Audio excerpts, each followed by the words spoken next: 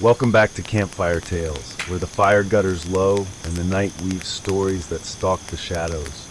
I'm your host, beckoning you closer to the campfire to unravel tales that make you fear footsteps above.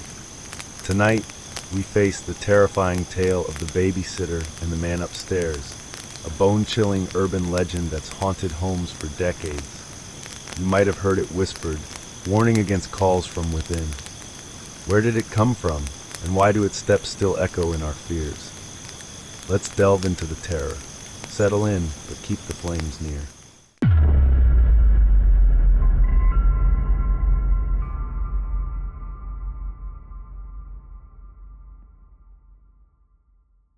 In a quiet Indiana suburb where streetlights flickered through fog, lived Sarah, a teenager babysitting overnight for her neighbors for extra cash. The Thompsons' house was old, its floorboards groaning underfoot, and local teens whispered of strange noises from its attic, dismissed as wind. Sarah, her curiosity tempered by bravado, ignored the tales, focused on the sleeping kids upstairs. One rainy night, as thunder rumbled, the phone rang, its shrill tone cutting through the silence. A rasping voice whispered, "Check the children." Thinking it a prank, Sarah hung up, but the calls persisted, each one louder, the voice hissing, "Check the children." The air grew heavy, reeking of damp wood and something sour, fear itself. Compelled, she crept toward the stairs, her hands trembling, the shadows twisting like claws. A thump echoed from the attic, slow and deliberate, pacing her steps. She checked the kids, safe in their beds, but the phone rang again, the voice snarling, "Check the children." The lights flickered, her flashlight dimmed, and the attic's trapdoor creaked as if opening. Shadows loomed on the walls, playing tricks on Sarah's eyes and mind. Sarah froze, her heart pounding. "Get it together, Sarah! It's just a creepy old house and a stupid prank." She whispered to herself as she dialed the local police station to report the prankster. An Officer LeBlanc answered Sarah's call. He assured her he would trace the caller and give them a warning to stop with the prank calls. Officer LeBlanc told Sarah if she had any more trouble with the prank caller after that to call him back immediately, and he would send an officer to the prankster's house to deal with them in person. Sarah thanked Officer LeBlanc, feeling relieved, and hung up. Moments later the phone rang, startling Sarah, causing her to jump. Hesitantly, she answered the phone. "Hello?" she murmured quietly. "Sarah, this is Officer LeBlanc. I tracked the call. It's coming from the second line upstairs. Get the children and get out of there now. I have officers on their way to you now." Sarah dropped the phone and hurried to the children, fearful they may be in trouble. Sarah stood with the children on her best friend's porch, watching the police search the house and yard across the street. She eyed her house next to the Thompsons' house, just wanting to go home and feel safe. One of the officers came over to her. "We've checked the house top to bottom and the surrounding area outside. We couldn't find anyone or any evidence that anyone had broken in, but the back door was unlocked. Whoever was in the house with you is long gone. We've called Mr. Thompson and let him know what happened. He and Mrs. Thompson are on their way, but won't be here till tomorrow morning. Will you be okay going back into the house with the children?" he informed Sarah.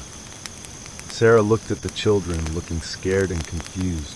Deciding she didn't want to upset them further, she replied, "Yes," trying to sound as brave as she could. "Very well, call us if you have any more problems," the officer said with a reassuring smile.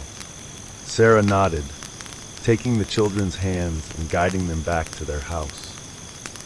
Her best friend decided to stay with her for the night, so Sarah and the children wouldn't be alone. By dawn, Sarah was shaking, her dreams plagued by the heavy steps of an unseen man. The Thompsons' mirrors seemed to fog, reflecting twisted faces, and their clocks stopped, ticking backward. Her best friend, staying over, woke to find their windows etched with claw-like marks, the air thick with a rotting stench. The Thompsons returned home and Sarah quickly left, and though the events of that night haunted her, That didn't stop her from continuing to babysit for the Thompsons. Perhaps it should have. Whenever she would babysit, thumps began to follow Sarah, echoing from the walls, and shadows swayed, mimicking a figure's form. Scared and confused, Sarah sought an elderly neighbor who spoke of a drifter who used to lurk in the house many years ago, his spirit believed to be bound to the attic in which he hid. Some whispered he had lured teen girls to that house who were never heard from again. Sarah tried locking the door to the attic, but it rattled whenever she was there, and the house's faucets dripped red. The Thompsons moved unexpectedly without a word one night. Neighbors whispered it was from fear. One night, Sarah vanished, her cries lost in the attic's deathly embrace. The suburb fell silent, but some say the phone still rings, luring babysitters to check upstairs. That's the terrifying tale of the babysitter and the man upstairs, a tale rooted in American urban legends. Born in 1970's suburbia, it spread through whispered warnings about home invasions, reflecting fears of unseen intruders. From Indiana towns to California suburbs, it chilled listeners, each call a trap for the unwary. In Australia, a similar tale terrifies. In the humid haze of Sydney's inner suburbs, where the air hangs heavy with the scent of eucalyptus and exhaust, there was a small hair salon tucked between a kebab shop and a laundromat. It was the kind of place where locals came for a quick trim and a chat about the footy, not for anything more dramatic. But for Mia, the 28-year-old stylist who had taken over the salon from her mum 5 years ago, the drama arrived one sticky afternoon in the form of a phone call. The bell above the door jingled as the last client left, leaving Mia to sweep clippings from the floor. The phone rang, a shrill, old-fashioned trill from the cordless handset on the counter. Mia wiped her hands on her apron and picked it up, expecting a booking. "Hello, Sheer Bliss Salon, Mia speaking," she said, her voice bright despite the day's end. There was a pause, then a woman's voice, soft and measured, with a faint accent that could have been from anywhere in the country. "Hello, I'd like to book my daughters for a fade." Mia blinked, glancing at the appointment book. "A fade? For your daughters?" "Sure. How many are there, and when would you like them in?" Another pause, longer this time, filled with the hum of the air conditioner and the distant rumble of traffic. "Just the usual, the fade, for Christine's daughters." Mia frowned, flipping through the book. "No Christine, no daughters. I'm sorry, I don't see a Christine here. Could you give me her number or last name?" The line crackled like static from a storm miles away. "It's Christine. They need the fade. Tell them Mum called." Before Mia could respond, the line went dead. She stared at the phone, a chill prickling her skin despite the humidity. It was odd, but Sydney was full of oddballs. She shrugged it off, locked up, and headed home to her tiny flat above a cafe, where the only company was her cat and the glow of her phone screen scrolling through TikToks of ghost stories. The call came again 2 days later, just as Mia was mid-cut on a regular. She let it go to voicemail, but the message was the same. That raspy voice, insistent on the fade for Christine's daughters. Mia listened to it 3 times, the words looping in her head like a broken record. "Creepy," she muttered to her coworker Jess during their lunch break. "Like one of those urban legends. You know, the ones where the ghost calls and asks for something weird?" Jess laughed, but her eyes darted to the phone. "Yeah, like that creepy Christine story. My nan used to tell it. Some woman who calls salons for 20 years, always the same thing. Daughters need a fade. But it's just a prank, right? Some bored old lady." Mia nodded, but that night, as she lay in bed with the fan whirring overhead, the phone buzzed. Unknown number. She answered, heart skipping. "Hello?" "Hello. It's Christine. My daughters need the fade." The voice was closer this time, the accent clearer, perhaps from the outback with a drawl that lingered on the S in daughters. Mia's mouth went dry. "Look, I think there's a mistake. We don't have a Christine on the books. Can you call someone else? The pause stretched, filled with breathing, slow, deliberate. They know me. Tell them Mum called. The fade. It's time. Click. Mia sat up, the room suddenly colder, the fan's hum sounding like distant whispers. She searched online, half laughing at herself, typing "creepy Christine hair salon calls." The results flooded in. Forums from Perth to Brisbane, stories from the 90s onward. Hairdressers across Australia reporting the same call, the same voice, the same request. Daughters need a fade. Some said it started in the 80s, others earlier. No one knew who Christine was or why.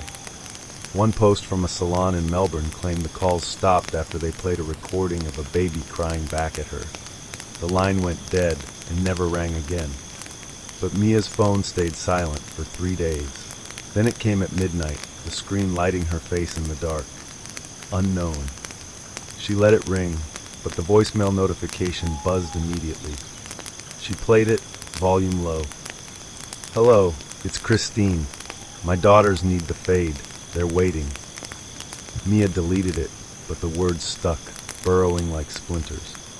The next morning, a client came in, a woman in her 50s, her hair choppy and unkempt. "Just a trim," she said, but her eyes were red-rimmed as if she'd been crying. As Mia snipped, the woman murmured, "You know about Christine, don't you? The calls. My salon got them for years. Daughters need a fade.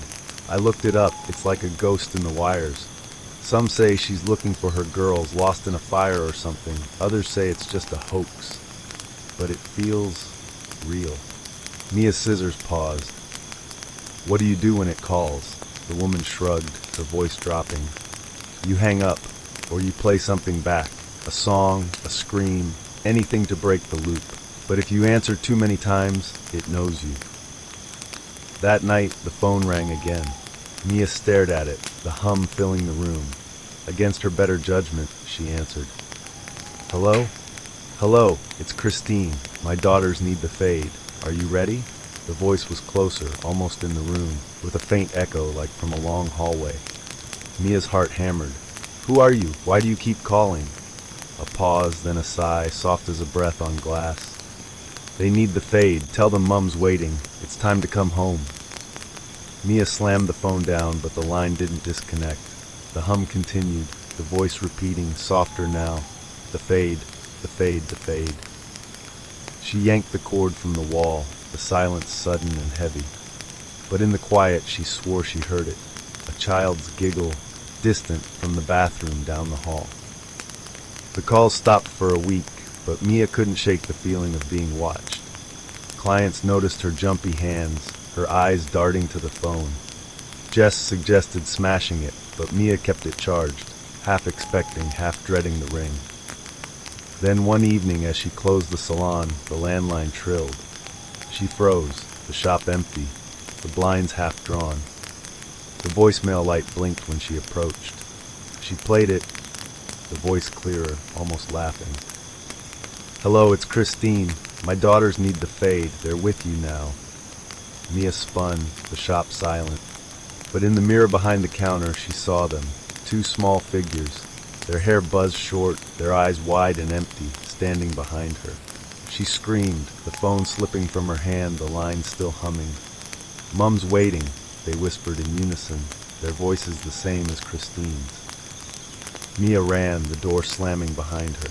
The police found the salon empty the next day, the phone off the hook, the voicemail looping Christine's message.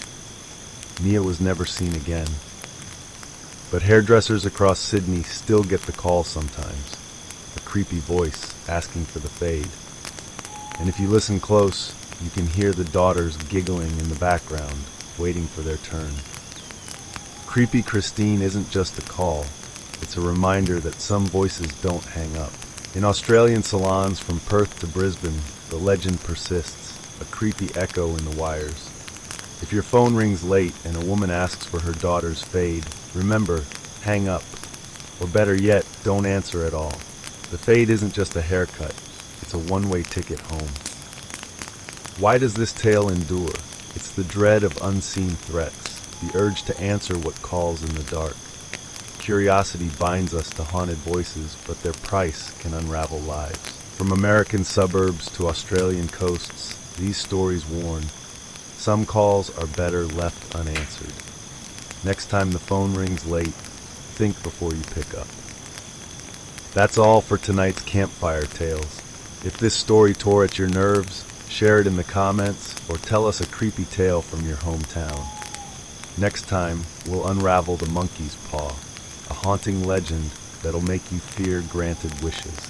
Until then, keep the fire burning and don't check upstairs.